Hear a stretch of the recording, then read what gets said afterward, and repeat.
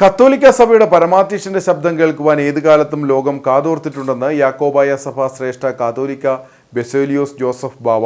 കഷ്ടത അനുഭവിക്കുന്നവരുടെ മധ്യേ അവിടെ സമാധാനം പുനഃസ്ഥാപിക്കുന്നതിനും നീതി ഉറപ്പാക്കുന്നതിനു വേണ്ടിയിട്ടും എപ്പോഴും പരിശുദ്ധ പിതാവ് ശബ്ദമുയർത്തുമായിരുന്നു.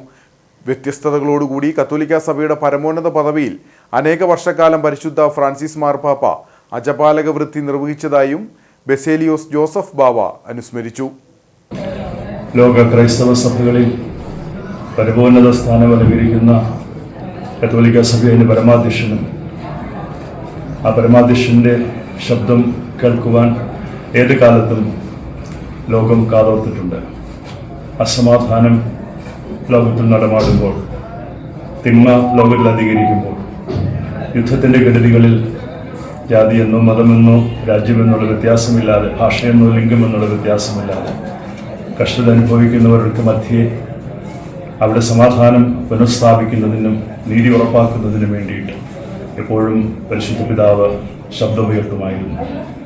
പേപ്പസിക്ക് ഒരു മാനുഷിക മുഖം കൊടുത്തത് എൻ്റെ വ്യക്തിപരാഭിപ്രായത്തിൽ പരിശുദ്ധ മാർപ്പാപ്പ തിരുമേനിയായിരുന്നു.